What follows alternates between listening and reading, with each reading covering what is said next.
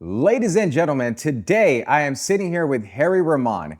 Now, Harry is an entrepreneur and businessman born out of Pakistan, raised in Africa, and then moved to the United States at the age of 18. Harry holds a degree in marketing from the University of Houston. Now, he's been a central key figure to many multiple brands in the window film industry. Now, with that being said, we're going to get this conversation started because he's got an exciting new company coming out called Pro Layers. But before we get there, let's start the podcast. The move you make with the best decision you can is better than the one you 17. don't. Knowing So that if you could stab your wife, you're fucking gonna put a grenade in my ass. Just make the move, take the risk, and if it works, if it doesn't work out. Harry is starting up his new company called Pro Layers. Now, before we get to that, we're going to get to his background and experience to understand more about who Harry is and what is going to give him the advantage with this new startup company that is not just another film company. So, Harry, thank you for joining the podcast. Thanks for having me, Carlos. I'm excited. So this is a pretty exciting news. You have a new company that's on the come up. It's not just another film company. But I want to go back and I want to learn a little bit more about your background and your history throughout the different, the different things you've navigated throughout, in your history as a business person. I want to start back from when you started off and you obviously were born out of Pakistan and you grew up in Africa. In Africa, in Zambia. Been to a bunch of countries, but my dad worked for a bank in Zambia, so we moved around a little bit. So yeah, it was great times. So you grew up outside of the culture of the U.S. You came here. You've had a lot of success in business. What were some of the things that maybe some of the advantages that you feel like it gave you growing in a different culture outside of the U.S. that made you successful in business here? Carlos, I think culturally, I'm not sure exactly, but I can tell you that going from Zambia. From Pakistan to Zambia, obviously I was very young, I was about 5 years old, was a change. So one of the things that I'm used to is change. And then moving around within Africa was a change as well. And then coming to the US was another change. So it makes you a lot more adaptable when you have been around so many different cultures and so many different places. And it made me appreciate when I moved to the United States at the age of 18, it really made me appreciate what this country has to offer, And I remember, there are things we take for granted in the United States that in other countries people would love to have. So I remember I was about 9 years old, and land in Africa is very inexpensive. So we have these big walls and big houses. So somebody jumped in. There were two robbers that jumped in.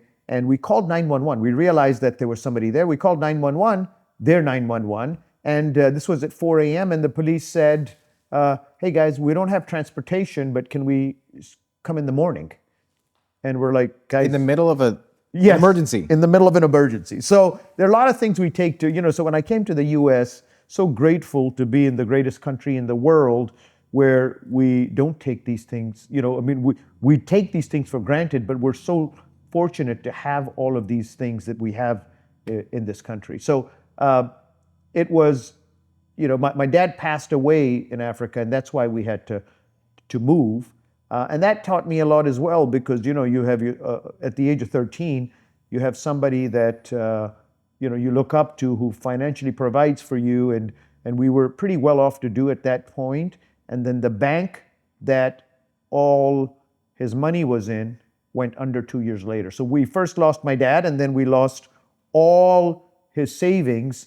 But God puts angels, in your life, and one of the angels was my uncle, who's been just, he's the one that helped bring us to the United States and so forth as well. So very fortunate, and some great people that I've come across.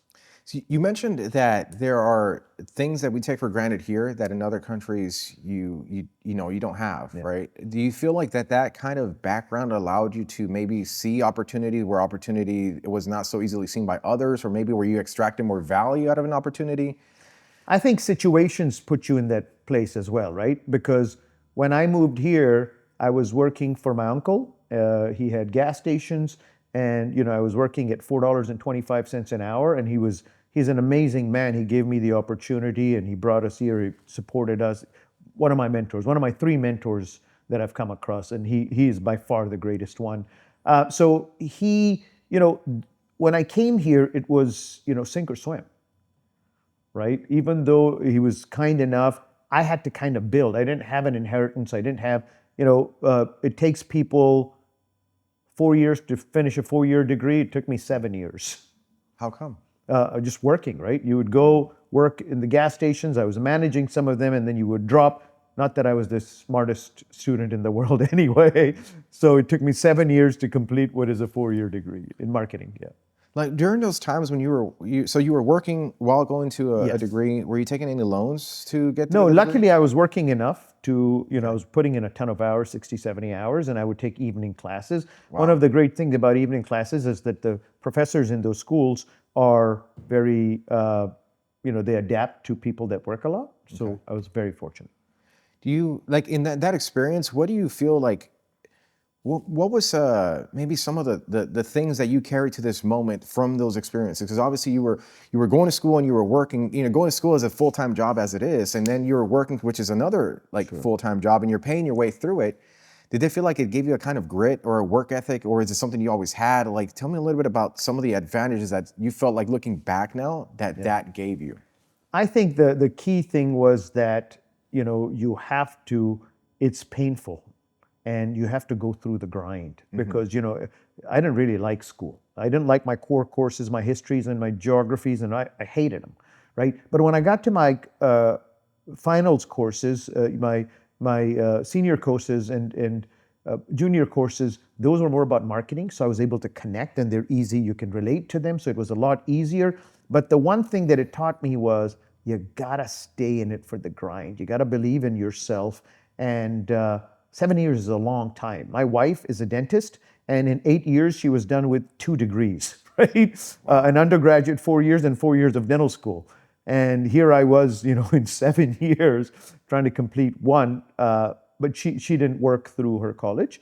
So the grind is the thing that it reminds me, and something that, as I've been through this career, in the window film industry for the last 26 years, just sticking to the grind. So, my thing is to everybody that's watching this, if you believe in what you're doing, then just don't look for that easy out, and don't look for that magic wand, and don't look for that magic pill. Just stick to the grind. So when you go from there, you had your degree in marketing from the University of Houston. When did you get started with the actual window film industry? What was your way into that? So my way was that my cousin was starting a company. My uncle's son was starting a company, and he was given this opportunity by a gentleman by the name of Marty Watts, who's another great guy that I met, who had a brand called V-Cool, right? So V-Cool was coming out with another brand called Huper Optik, so they gave him the opportunity. And then what he did was, I remember my first job at Huper Optik, I was making about $24,000 a year, right? And plus commission. But I believed in it, and I worked my ass off to get to that point. But that's how I got into the industry. And at the time, you mentioned in a previous conversation that we've had, man, like ceramic window films. You hear ceramic all over the place now, ceramic brakes, ceramic everything. But back in those early days, there was a ceramic window film. How did that whole story come about? It was a beautiful thing because I was the second person in North and South America, right? With my cousin and I, when he started this company, I was in charge of sales and so forth as well. So, I remember going and talking to dealers and saying, we have ceramic window films. Yeah. And people saying, what do you mean ceramic? Is it like my tile or like my toilet? What is it? Yeah. Right? So it was very, but there was an aspect of it that made it ceramic, right? And how it differentiated from metals. We hit that very hard, and there were a lot of people, a lot of the most successful dealers today, right, were our dealers because they connected the dots, right? They saw how we changed the industry and brought about technologies that were different, that were better in many ways. So that's how it was. So for the people that may not know what we're referring to as like ceramic window films, how would you, as one of the instrumental figures who made it popular, how would you define that to So people what asking? differentiates a ceramic from a metallic film is primarily that the structure, the electron structure is different. What that means is that ceramic films do not corrode. Now, since the introduction of ceramics 26 years ago, there are many different types of ceramics because now it's gotten to the point where there are companies today making metallized films that are dual reflective films and saying these are ceramic dual reflective films. Now, that's kind of like saying, Carlos, I've got this fat-free burger that only has 2% fat in it. Right? So it's either fat-free or it's not fat-free, right? So you've got a lot of things have changed. So now what's happened is anybody that puts even a little bit of ceramic now says it's ceramic window films. But the goal of ceramic window films was at a time when they were metallized films that could potentially corrode in the architectural and automotive markets. Because I ran both sides, I ran the architectural and the automotive for about 18 years. And the benefit of this was it wouldn't corrode.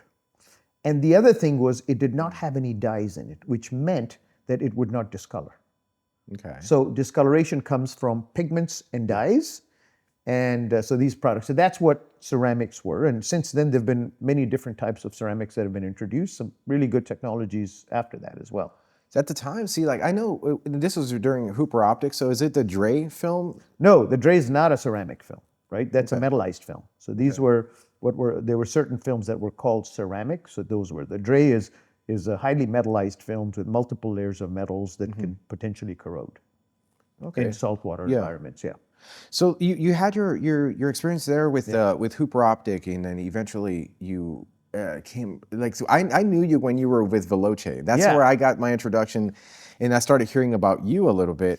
So what was the inception of Veloce? Like how did that start? Why the name Veloce? What did it mean to you at that time in your career? So Huper Optik was a good technology 26 years ago. Right? It was ahead of its times and it was a good technology. But what happened was it never reinvented. So in 2018, when I decided to leave, I realized that we were still selling the black and white television 18 years later, right? There was really no innovation. There was nothing that was coming from it. So that's why I named when I left, also things have changed, right?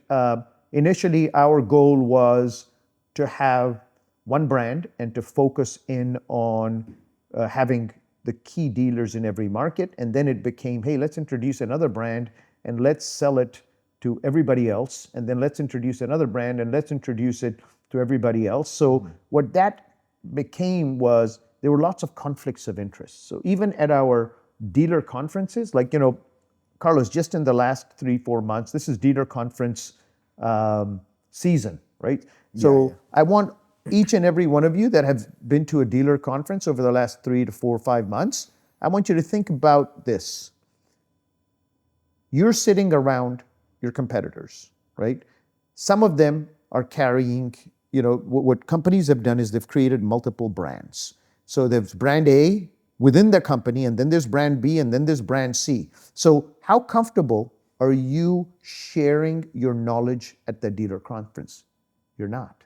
You're not comfortable because your competitors are sitting right there, right? So what happens is there's a huge conflict of interest. The other thing that you think that you have a great relationship with potentially your sales rep, that is the same sales rep that is selling to all of your competitors. That is the same sales rep, right? If you look at the brands that this company offers, that is selling to a brand that is sold to everybody, that is selling to an automotive brand, an architectural brand, that is selling. So that is the same person. So how are you to have that relationship that, a dealer may think, hey, look, I've got this, right? And what's happened is it's not a good or bad thing, right? It's not, that maybe that's how it does, but I started Veloce because I didn't want that. I didn't want to have 3 different brands, right? I wanted one brand that could focus in on developing our dealers. I didn't want there to be one of the biggest issues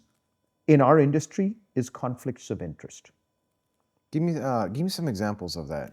Like, So, look, when I started Veloce, and some of the things that I was not going to do was create these conflicts. Number one was we were not going to bypass our dealer. We were dealer focused, right? So we were not going to do anything that would jeopardize the relationship with our dealer, right? So what that meant was that if we have a dealer in a certain area, now, key thing about this is there has to be some mutual commitment, right?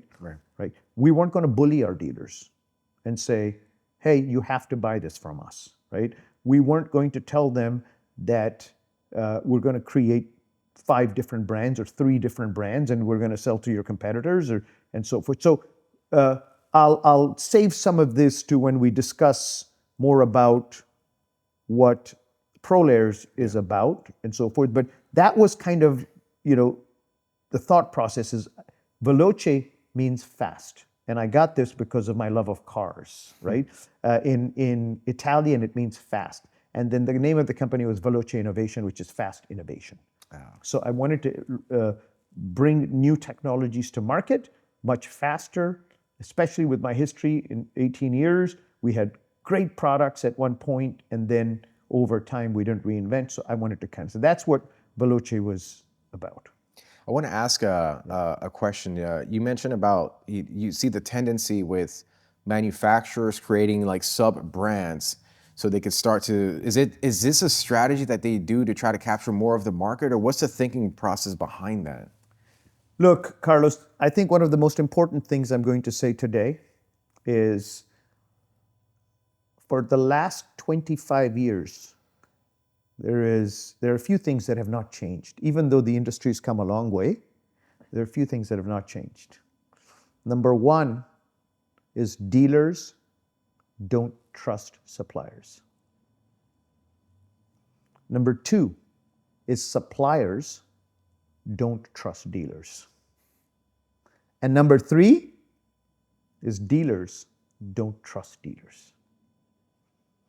That has not changed.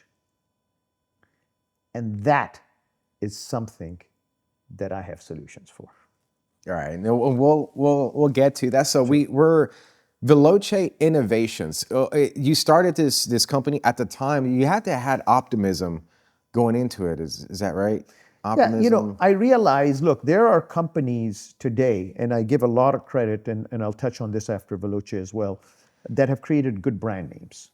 But then there are what is called dealer brands. And I realized that as good a brand as we had before I started Veloce, it was just a dealer brand. Nobody was calling in and saying, hey, if you don't have this brand, I'm not going to buy from you.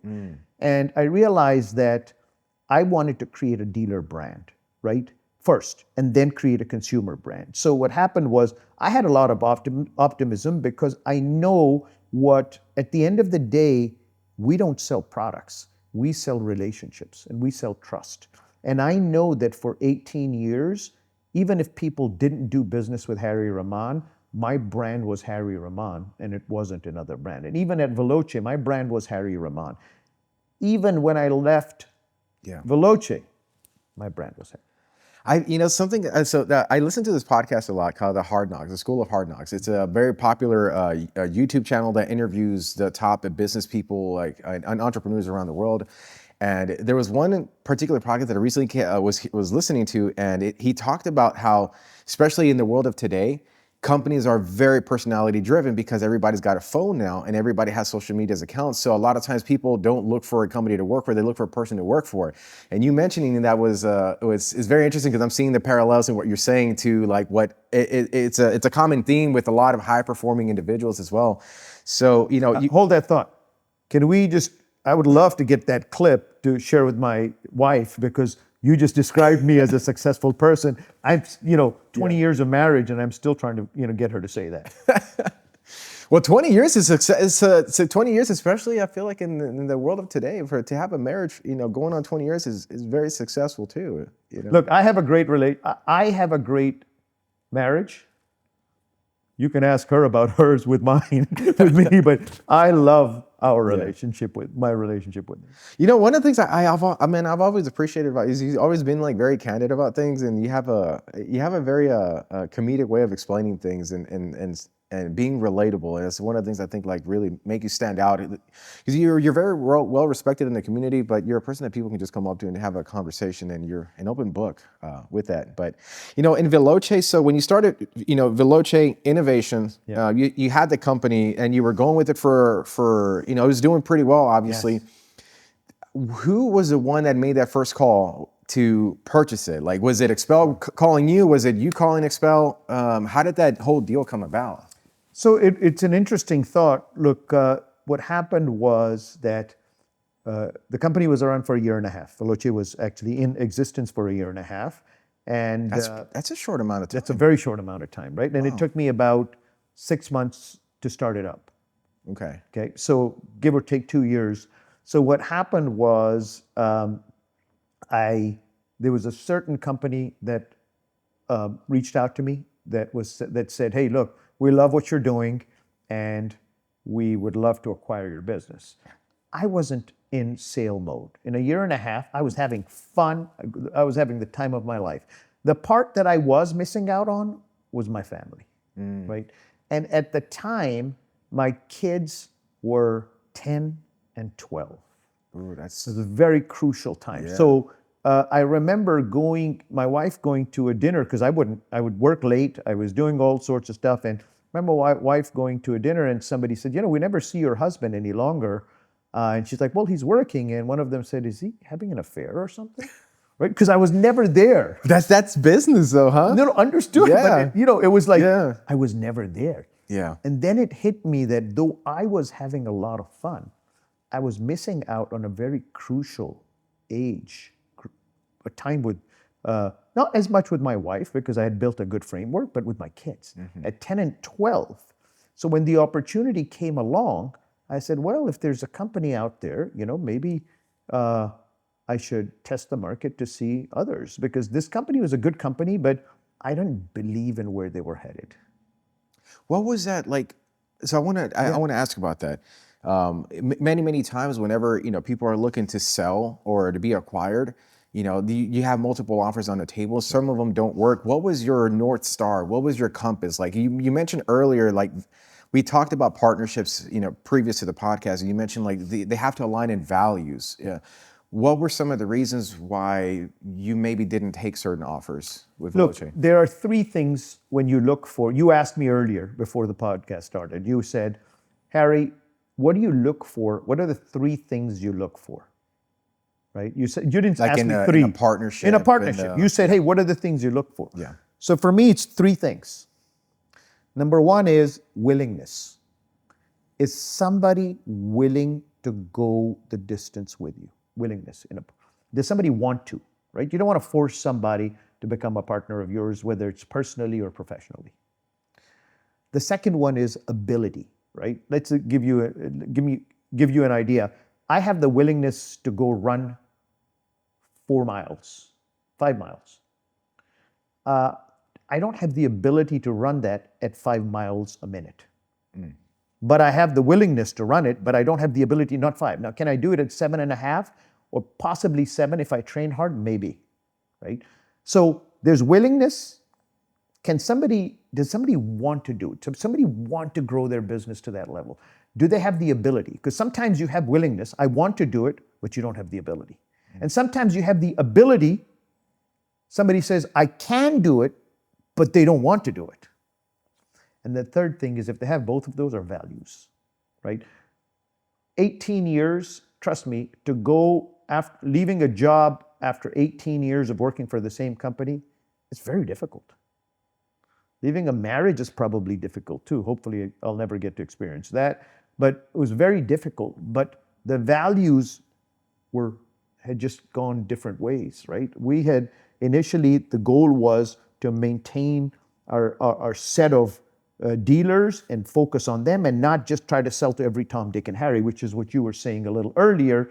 You said, what is the motivation? Why do companies do that, right? Yeah. I think that they're just trying to grab at every single thing they can. And they're like, okay, if I'm going to send to Carlos and I've got this premium automotive brand that I'm send Carlos, but I'm going to use some of those same films and put them in another brand that I own in a different box, and I'm going to sell to everybody around Carlos. And then, but Carlos, when he complains, I'm just going to say, hey, Carlos, you're the only automotive dealer of our high-end brand, but I can sell to anybody else with my secondary brand. So what happens is I feel that companies get greedy. Now, there are some companies that have done it well. I mean, XPEL is one of them. I learned a lot of things from XPEL, and their CEO, Ryan Pape, very, very smart man. Another one of my mentors that I met there was Matt Moreau. This guy was my boss. Yeah. This guy was just a freaking amazing guy.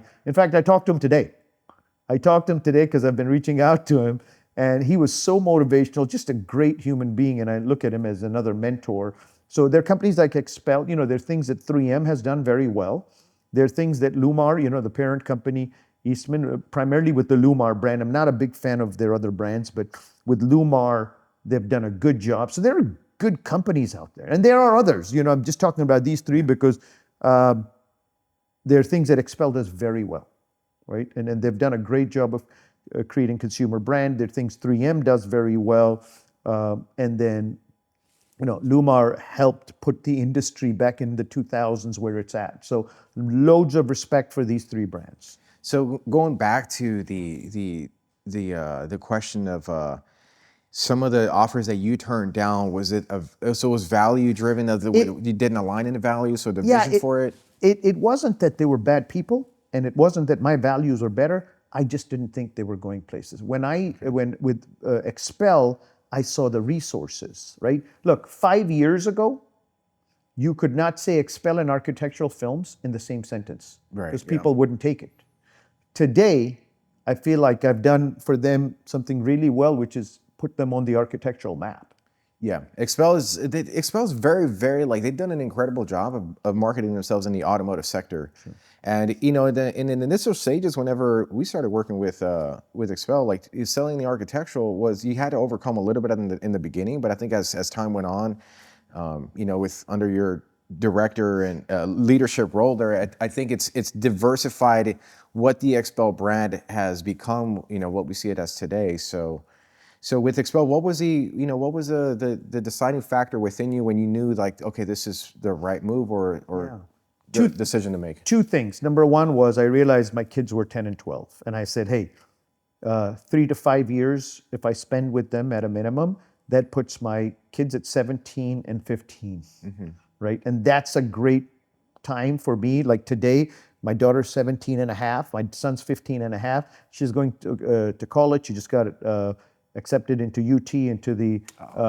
health program. So she wants to become a doctor. Really excited about that because that's where she wanted to go. My son's 15 and a half and pretty sharp, lazy a little bit, but very, very sharp.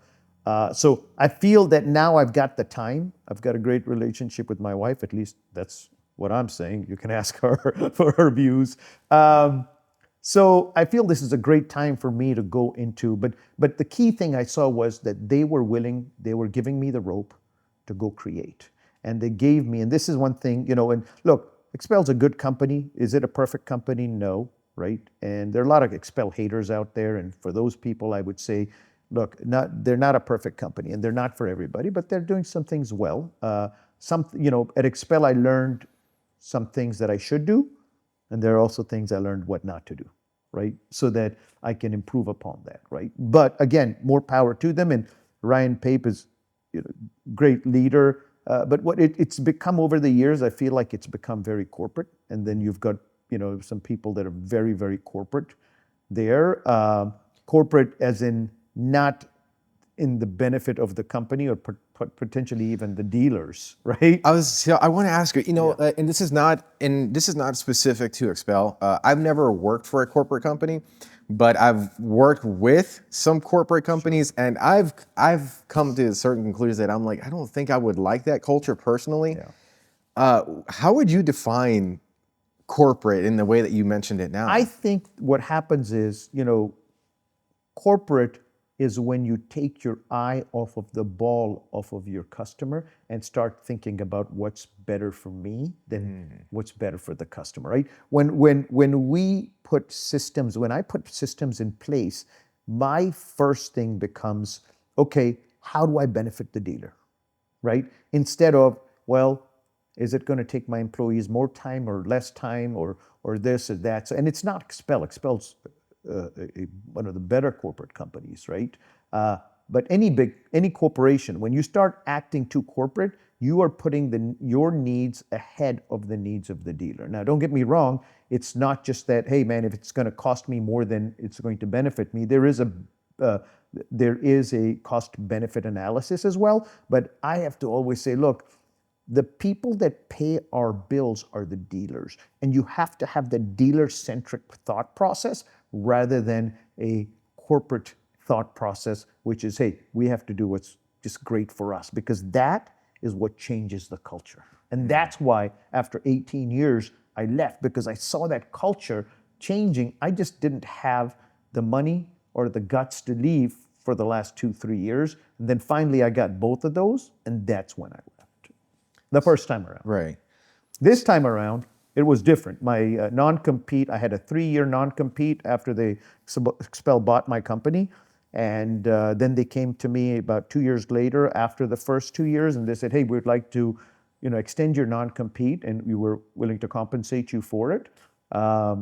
So it ended up being 5 years, right? So my non-compete expired. So I thought, wait, this is a great time to go back into the marketplace. My kids are at a good age and so forth as well. Well, during that journey of XPEL, what was like some of the moments that stood out to you? Like maybe some of the growth moments that you had within you. You mentioned earlier, like there were certain things that you learned that you should do.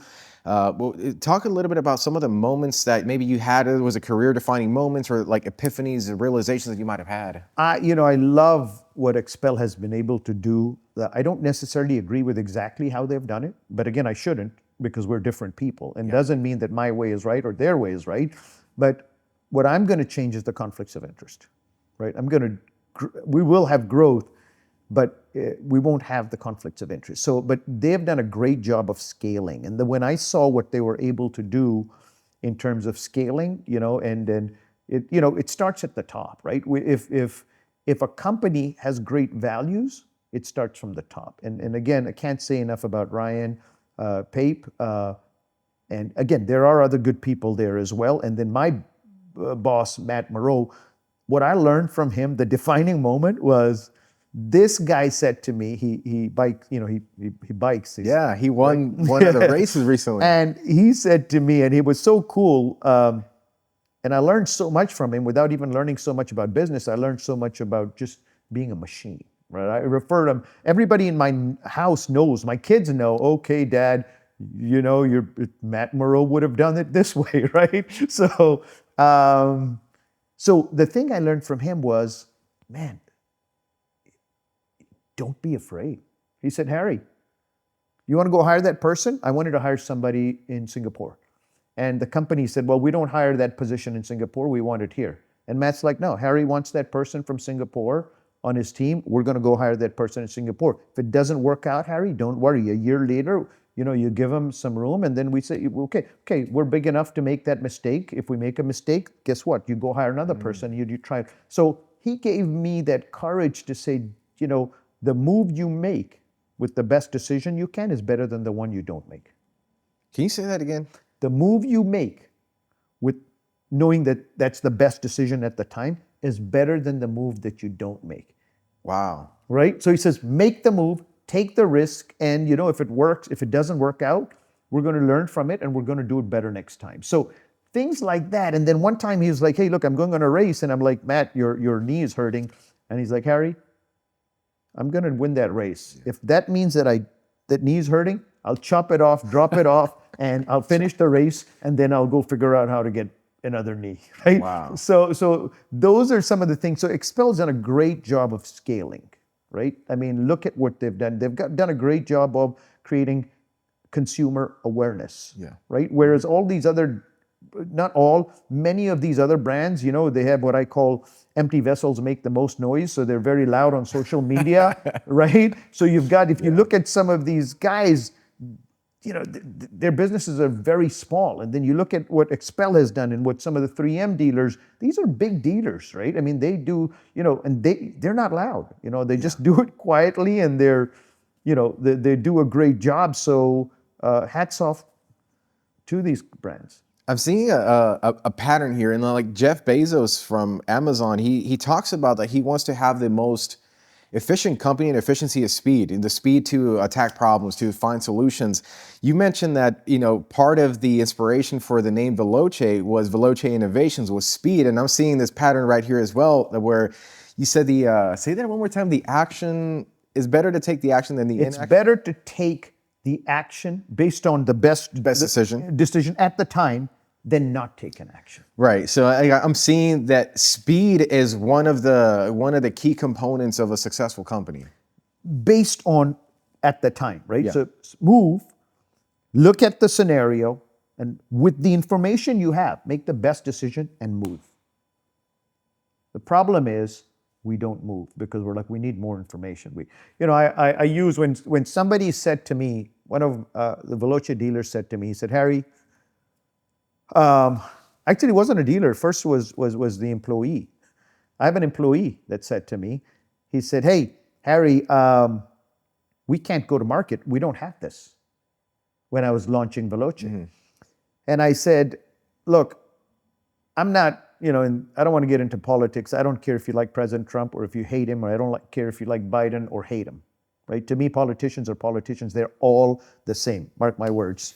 So I just want to put that in the clear. So they are all out for one thing, themselves. So my thing is this, whoever the president is, if they said, Carlos, Harry, we are being invaded by whoever, China, Russia, whoever, all of the above. We need you to get your asses out there because we need you in the streets. We're being invaded. I'm not going to sit there and say, man, I don't have the right B-2 bombers. I'm going to get whatever I have, the guns, the this, the that, and I'm going to go out and I'm going to fight for the country that gave me the greatest opportunity in the world, right? I'm going to go out and bust my ass with whatever. If I have hammers, guess what I'm taking out? I'm going out with my hammers. So that's kind of how business is. So to all of you guys that are waiting on your next step, right, and you say, I don't have this, go out with what you have and go make the best decision and work as hard as you can with what you have instead of saying, I'm going to wait for this. And that's the focus. That's the shifting of the focus into constructive things, not destructive things. And then some of the grit that we talked about earlier with you going to school and you did what you did. You did the best you did. You did the best job you could do with what you had. Yes. Right. And that was this is a pattern that I'm noticing within your career, even from the beginning, that, starting off with working at the gas stations and going to school. And it's like you did what you had to do with what you had. And it's something that you see that's a common trait of successful people. Like no matter where you're at in life, is you at the end of the day, it's like you can either choose to focus on the why you can't do something or why you can. There's a quote that I like to think about a lot, and it's like, whether you think you can or you can't, you're right. I like it. That's well said. Whether you think you can or you can't, you're right. Yeah. Yeah. You determine. It's focus, man. Like focus, and sometimes the answer doesn't always pop up right then and there. But when your focus is in the right places, like your mind sometimes, like my school teacher when I was in freshman, he always told me, like, whenever he's like, how do musicians get better over time? It's like, well, you practice, but whenever you spend time away from that task, your brain subconsciously works on problem solving what your brain perceives as a problem. Mm-hmm. So that's why sometimes you don't have the answer to things right then and there, but then you'll just be doing something and all of a sudden the right idea pops in. And I was like, oh, because your brain subconsciously was working on that behind the scenes. So it's interesting you say that as well. I have another friend of mine in California. He called me up one day and he's like, look, I bought this magazine. And I'm like, dude, you're 65 years old. What are you doing buying this car magazine, right? So he wanted me to go consult with him, and I did. But one of the things he says is, it's pretty cool, and I want to share this with everybody because I learned from it, is he says, once I make a decision, I spend no time thinking about it failing, because that's using my good resources, my thought, which I've very limited time on, in negativity. I spend my time making that decision the best decision I've made and making it succeed. So I want you guys to think about that. Okay, so going back to with XPEL, what were some of the things that when you had that director's role at Vision, the architectural brand of XPEL, what were some of the innovations that you had within that role and some of the countries that you visited and things you picked up along the way? You know, I think XPEL gave me a lot of room to build their program, but because it was still primarily, 5 years later, one of the challenges I still dealt with was that it's come a long way, but it's got a long way to go for architectural because they're so auto. And I don't blame them. Like, when the bulk of your purchases, bulk of your sales are automotive, they have to keep asking the question probably that, hey, do I just spend more and do more auto, or do I take? So it's a difficult, if so I don't blame them. I don't blame them for not putting enough resources. But I was able to expand, in Australia, in Japan, in Taiwan, in China. We are actually very successful. The first year we launched architectural firms in China. So I mean, it's a tough market, and we were doing well there. Obviously, in the U.S. and in Canada, we were doing really well. So I was very fortunate that they gave me, and again, this is thanks to Matt Moreau, the boss that I used to have, that gave me a lot of room to build that. So, but I think they're in a good place. I feel really good, for where they started and where I was able to bring them, and hopefully, I do see from what I'm hearing that they have pulled back on some of the resources on architectural. But again, if they do, I don't blame them. Yeah. I mean, they're a big company and they're doing so well on the automotive side. Yeah, that's the thing. Sometimes, like, I guess as a company, you look at the things that are working for you and you add more fuel to those. I mean, sometimes, Yes. and that's like the direction that some companies will take. Is like, some others will put more resources into something that has bigger potential, but not doing so well, or others are going to look at that and say, hey, let's put our resources into something that's already working and let's just magnify the success here, right? So, what was the biggest challenge when you said you went to China? And China is known for copying a lot of things and a lot of products and reverse engineering. What was the biggest challenge for you getting into that market? I think that, we were very fortunate that we had a good distributor there. So we were able to work through the distributor, and our goal was, and this is kind of when you have good partners, right? I was able to really open the minds of the distributor there to be able to focus in and go out to the market. So I think that was the key thing, that we had a good partner there that was willing to learn, and then not only learn, but I think some of the things I taught them, they took to a whole new level for their own markets. So I think that was part of the success. And That's so why it's very the challenge, what was the challenge there? I think the challenge is just that, there's so many manufacturers in China, and you can get it for some of those products for a fraction of, not all because they were proprietary products, but for a fraction. So, you're fighting bringing a product into the country when they're manufacturing at pennies on the dollar, right? So that was one of the challenges, but I think it worked out pretty well for XPEL. I had heard a rumor, and this is just a simple question. Is it true that people were putting Clearview Plus on automotive Yes. in China? Yes. Yeah? Yes. On windshields, right? I mean, remember at Veloce, I had I think this guy's won some competitions. I'm not sure. His name is Jong-moon Lee. He's out of Korea, and he was actually a distributor of Veloce. He was the first Asian distributor of Veloce, and just a great guy. I gave him a product that was probably, I would say, arguably, it used to be called my Cool Touch IR, which was a product I had under Veloce. I think I've seen it. This guy, the first time on a Lexus front windshield, he shaped that thing. And let me tell you, I gave that product to people in the US who couldn't, they ghosted it, they gave up on it. This guy, the first time around, had it perfect install. He had never touched that film in his life. He came to the US, I had him put that on my Lexus, and he did it to perfection. So, Jong-moon Lee, if you're listening, you, in my book, sir, are the best installer there is.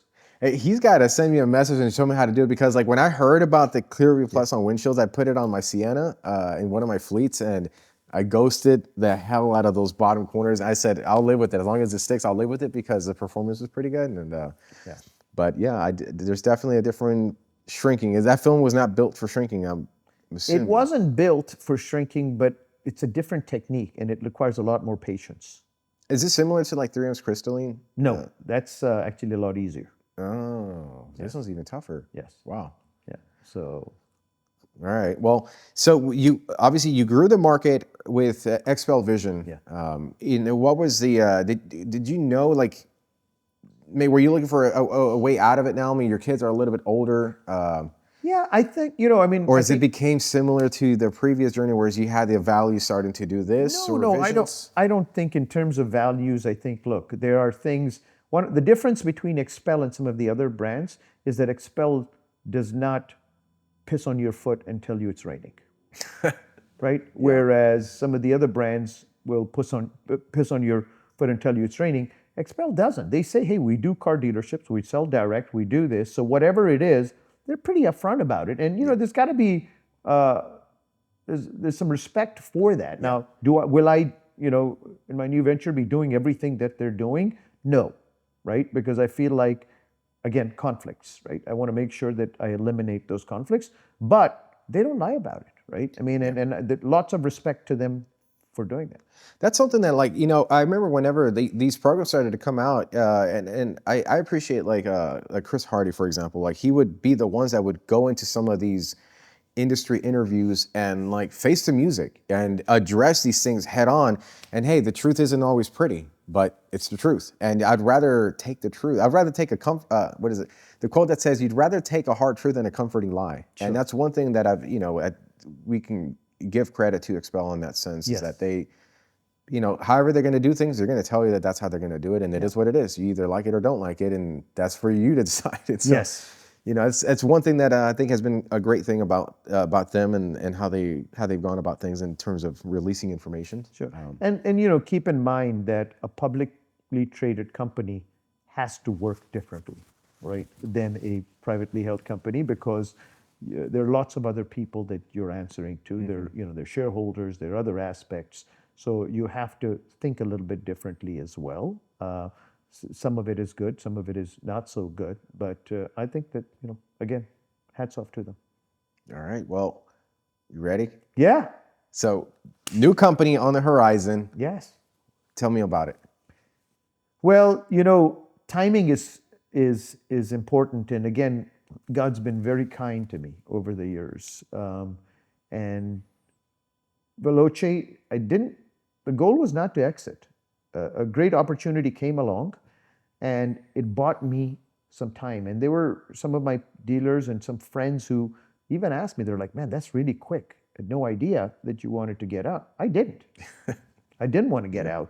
But those 2 years made me realize that maybe, and we grew so fast. I mean, let me tell you, to be acquired by who I would say is the most aggressive and fastest growing window film company in the world by far. Yeah. There's nobody that comes even in second place to XPEL today, right? Nobody, right? And think about those empty, hollow noises of some of the loud empty vessels. The empty vessels make the most noise. Yeah, there's none of that. So to be acquired by a company like that and to be a part of it for 5 years, I feel that I was very fortunate. They gave me a lot of resources. I learned a lot of key things from them.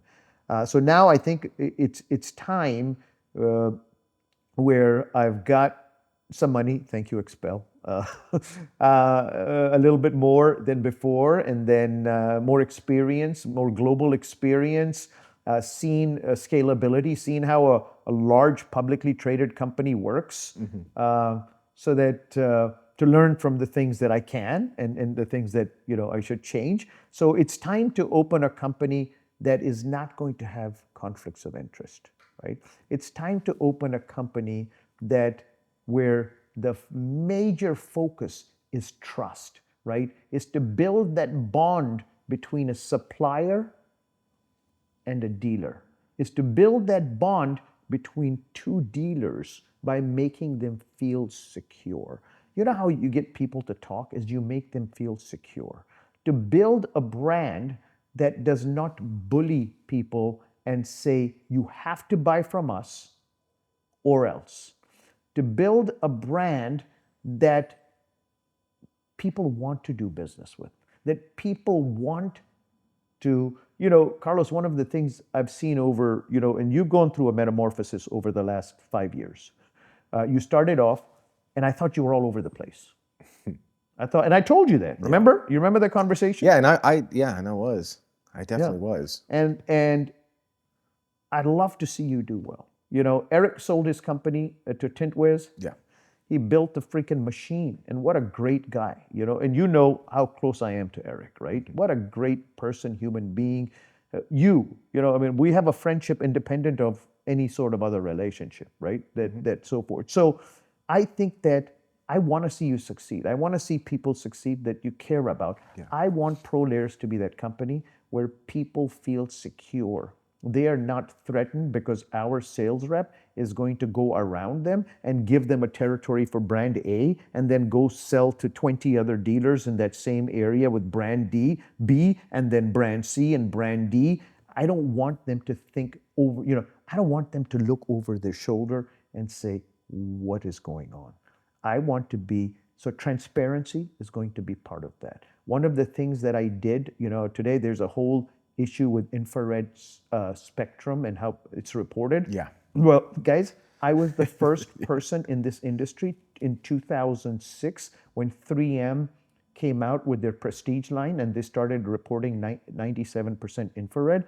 I did so many different, releases on the fact that can they report it, right? Is it the right thing to do? No, but as long as you're mentioning that that it's a certain wavelength, it's okay to report it that way. So I'm going to have full transparency on our numbers, and I'm going to be doing testing. I've spoken to our corporate attorney, and he said, look, as long as you're stating facts and you can prove it, I'm going to be doing testing. So our PPF products, we're going to launch architectural films, we're going to launch automotive films, and we're going to launch paint protection films. But the beauty of the ProLayers brand is that it doesn't say ProLayers window film. Right. Yeah. It's ProLayers. Yep. ProLayers.com. That's it. There's no mention of window film. And the reason is that I want to bring products with solutions that film cannot solve. Give me some examples, because when you mentioned PPF, window film, whether it be automotive architecture, those are still film products, but Sure. your intention is to expand outside of the film sector. We are talking to a company today, Okay. looking at acquiring it, that has a product that is not a film, and it fulfills a function that a window film cannot fulfill. Can you talk about that or I no? can't. I'm under, hopefully, when we do our next, if we do the next follow-up. one, We'll do that on the follow up in follow-up about podcast. 60 days or so, that I'll know if I was able to acquire that company or not. But that's not it. The goal is not just one product. I want to bring products that can be sold to the same customer. What's one of the biggest issues that we face today? Okay, one of the biggest issues we face today is we do somebody's car, okay, and then so we kind of have to wait. Like in the automotive sense, we're a little bit better because we can do tint, we can do PPF, we can do ceramic coating. So we've got like 2, 3, 4, 5 different things that we can sell on the same car. And when they sell the car, which is more often than they sell their house, you get more repeat business out of it. But in a home, it becomes kind of difficult, right? You do their windows and then you're like, okay, Carlos, sell your house so we can do your windows again, and so forth. So you're twiddling your thumb. So I want to bring more products, more solutions that can be sold to Mrs. Jones so that the cost, and this is something that I want to talk to our dealers about, is that the cost of customer acquisition is very high. When you sell to Mrs. Jones and then you go to Mrs. Smith's house, the next time you get that lead for Mrs. Smith is extremely expensive. And think about it, if you have a 50% closing ratio, it becomes even more expensive because you got to go to 2 Mrs. Smith's houses to sell to 1 Mrs. Smith, right? So that's another thing. So what my goal is to take Mrs. Jones, sell them something for the windows, and then sell them something for their countertops, right? Then sell them something for X, Y, Z. I'm not going to go into that today, but so sell some more products in our house. Now, why is this so important? Window film companies stick in the window film box. They are not going to go. So that's part of my competitive edge. An Eastman Chemical is not going to go find a product that fits for Mrs. Jones because Eastman Chemical has its own machines they have to run and they have to stick within the window film as a company they are. And I'm a big fan of Eastman, very ethical company. I have a lot of friends that work for Lumar and Eastman as well, right? So, who, by the way, the gentleman that he's moved on from the window film industry, but this guy is another really, really smart guy that I look up to, Travis Smith at Eastman Chemical, just a good human being and very, very sharp.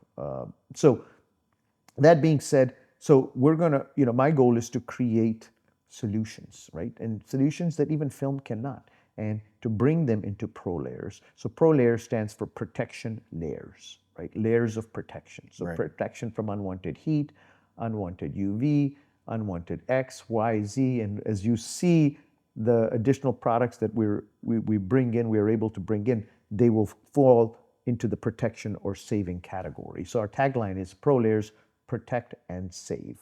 Like, what was the inspiration behind that?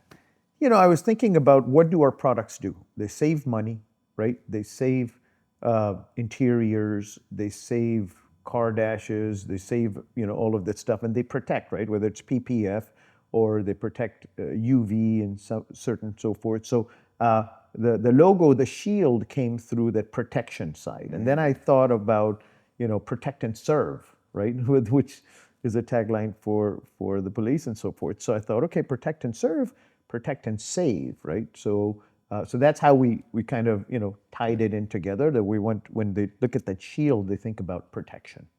So, and just to recap, is not another film company. Why? Because biggest thing is going to be, we are going to eliminate conflicts of interest, right? Today, there's so many conflicts of interest that are present in the industry. And those conflicts of interest cause a huge issue with the dealers, right? What the dealers come across is that, hey, are they going to do this for me? Well, what about if they do this? What about if they go sell to a dealership direct? What are some of the things that, I don't want them to keep looking, as I said earlier, over there, around their back to see, hey, what are these guys doing next, right? So the goal is to create a dealer-focused, dealer-centric brand that focuses up.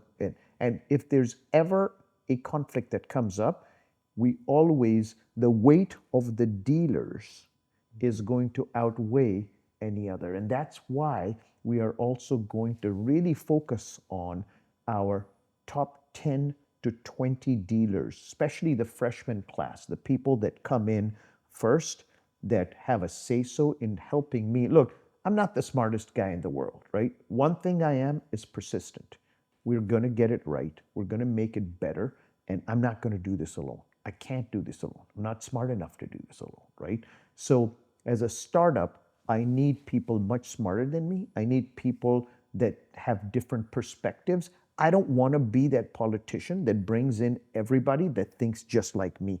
I want to bring in people that are going to say, Harry, that shit stinks, right? You need to change that. And then if everybody else agrees, right, then that's a sign on me that, man, I've read this wrong. And if I've read this wrong, thank you, right? So there are going to be things that we do for our top 20 dealers, right? When I say top, the first 20 major dealers that come on board that are going to be untouchable, right? These guys are going to feel like they literally kind of own the company, right? Because they're going to help us make those decisions, because I've got a lot, look, 25, 26 years, different brands, different positions, different research, different this. I feel I've got my finger on the pulse, but times are changing, especially over the last 2 years, 3 years, times have changed. And I need people to keep me focused on the prize. And for me, that prize is a dealer-centric business model. There are going to be conflicts that come up. You better believe it, 100%. And they're going to get me. If I go off the rails, off the track, they're going to get me back on track. So that's the difference, that conflicts of interest. Selling online, selling to car dealerships, selling tons of brands through the same channels, selling the same product in a different box to the same customer, bullying, not making sure that we're not bullying dealers. We want dealers to come to us and say, guys, I want to do business with ProLayers because it makes sense. Because the reality is this, God forbid you guys can't pay your rent, there's going to be no supplier that comes back. That same supplier that was saying you have to buy from us, right? None of them are going to show up to pay your rent. So I expect you guys do what is best for your business. And if we're best for your business, great. And if we're not, that's okay too. Maybe you're already in a great place. That's it's interesting growth strategy. So you're dealer focused. What's the thing that makes you different than your competitors?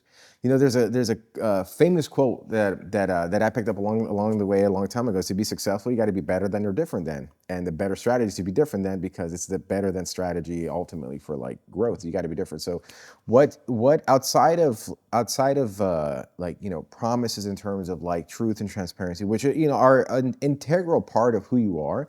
Outside of that, what are some of the other things that it's going to make ProLayers different than every other film company? I know you mentioned it's not just a film company, sure, but what are some of the things that's going to make this organization and this company brand different? I think, and I agree with you that trust has become one of those words that people throw out, right? Yeah. Another word that people throw out is family. You guys are just like family. Another word that people throw out is partners. You're our partners. Mm-hmm. The reality is this, guys, and I'm talking to all of you dealers out there. The same companies that are calling you family and partners, stop buying from them for 3 months and see what happens. Will they still call you family or partners? Look, I had one of my best buddies who I want to give credit to, who since passed away, Carol Lockwood. And by the way, one of the things that we're going to do is that our highest end award at ProLayers is going to be called the Carol Lockwood Award. Carol Lockwood Excellence Award, right? Because Carol was my older sister, right? So I have 2 sisters and 1 brother, but Carol was she was older than me, but she was like my younger sister, mm-hmm, right? And she worked her ass off, and she was such a great human being. Yeah. And the thing that I say to all of you on a separate note is that sometimes you find people that have not found the right fit in terms of where they fit. And Carol was just that. Carol came in and helped me and became a part of Veloce.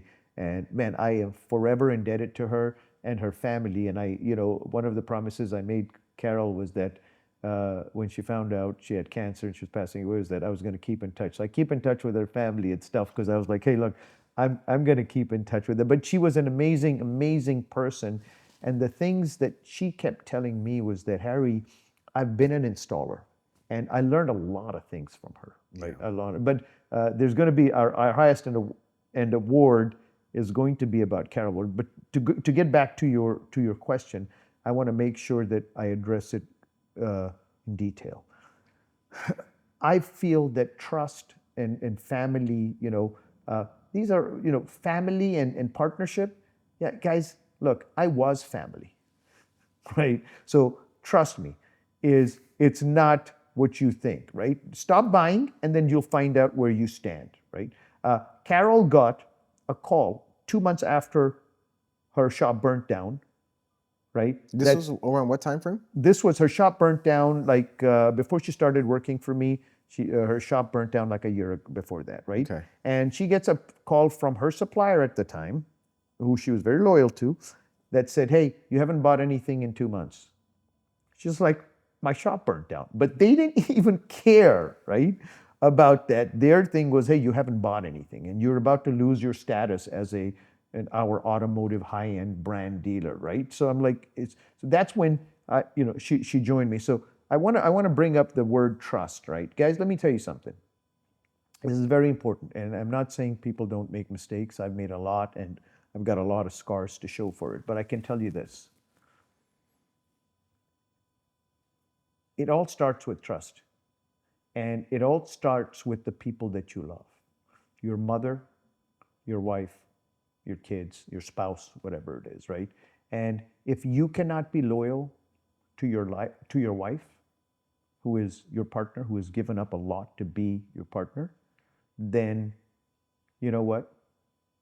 Everybody else is a distant 17th, right? So when you guys do business, and one thing I can say about XPEL is, look, that, as opposed to some of my other experiences, one thing I can say about XPEL is that they are loyal people, right? They have to do business their own way, right? But if you're doing, ask yourself, who do I want to do business with? And if they can't be loyal to their spouse, if they can't be loyal to their mother, if they can't be loyal to their kids, then is that who I want to do business with? So that it starts off with, you can't be the person that says, well, they're not going to do it to me.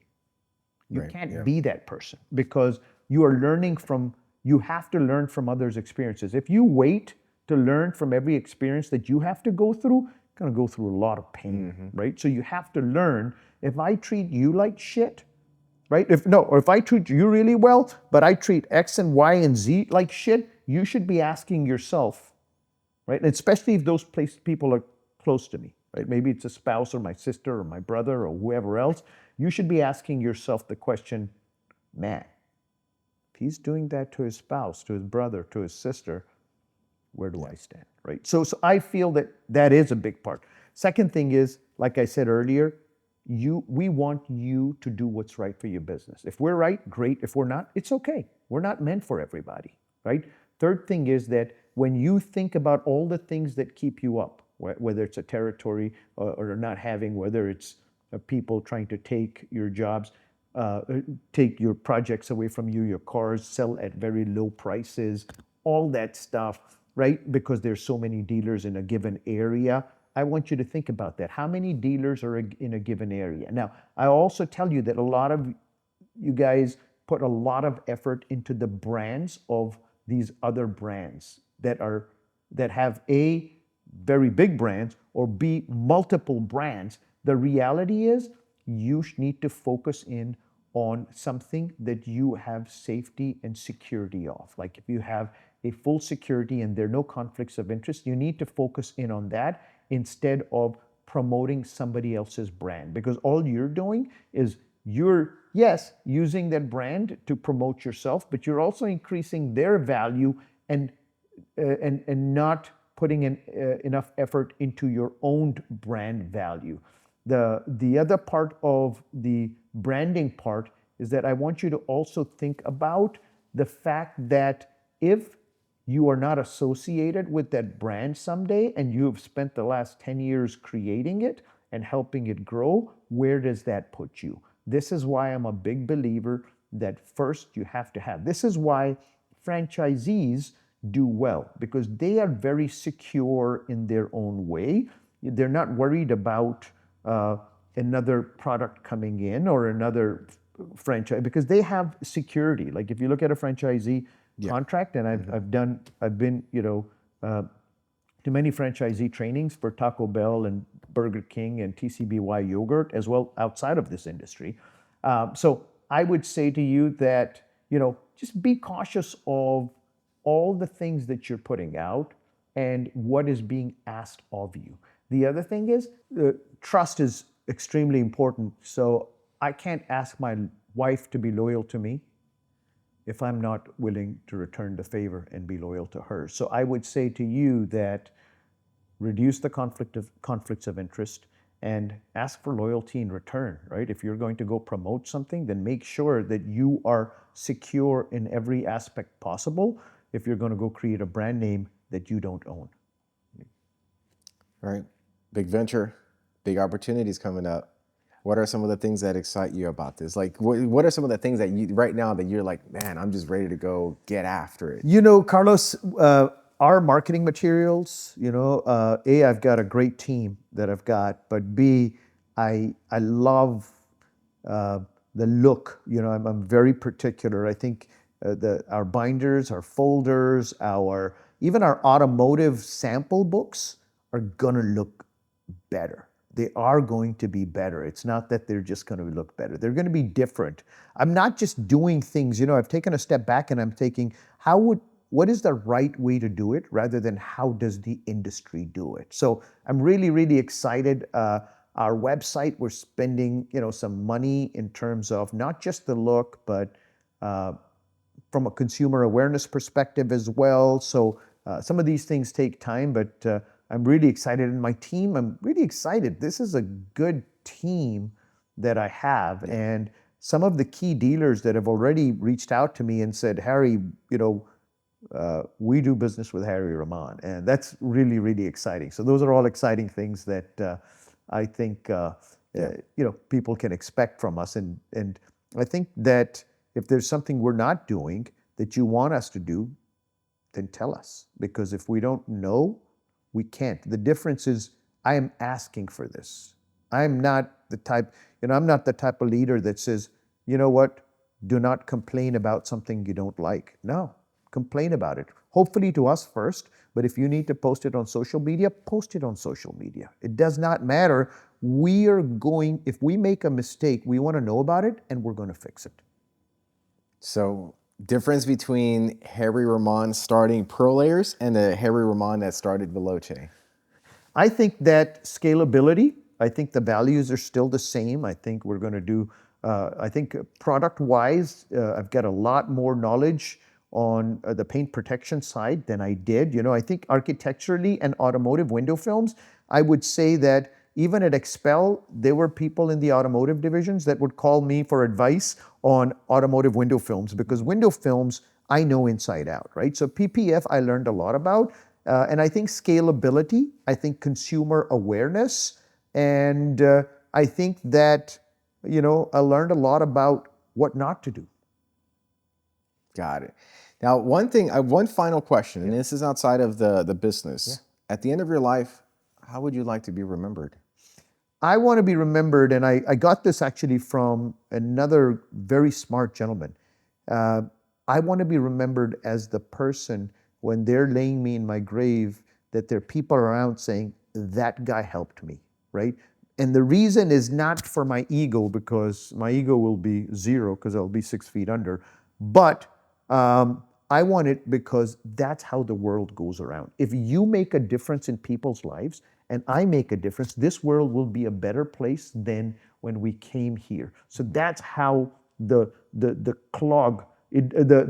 wheel does not get clogged. We keep improving the wheel is how we make a difference. I want people to say, Harry gave me more than I gave him, right? I want to be the person that gives, not just the person that takes, because then the world becomes smaller. Leave the world better than when you came into it. That's it. Well, Harry, it's been a pleasure. Tell people here where they can find you. Where on social media, how can they become a Pro Layers dealer? So prolayers.com, it's Prolayers. Obviously, my name is Harry Rahman, and I'm on Facebook and I think on Instagram as well. And we also have all of our social media channels that will be ready by the time you're watching this video, or by May 1st is our launch date. So all of that will be ready, and then Harry at prolayers.com or info at prolayers.com. But I think that for those of you that question sometimes or have to look over their shoulders, it'll be an interesting call to make to find out what we're doing differently. Our goal is not to be for the masses, right? We don't want everybody's business. It's not that we don't want it.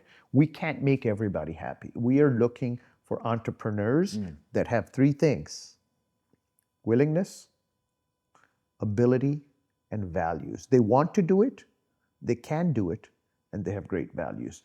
we can take you to your next level, wherever that is. Whether that is transitioning your business to a family member, whether that's selling your business, whether that's becoming a part of a bigger company, whatever it is, we can help you get there. Protect and save. Well, thank you for joining this podcast. This has been Harry Rahman and the glass and film slinging, entertaining, hell raising, trailblazing, the Texas Squeegee signing off, and we'll see you guys on the next one. Squeegee that.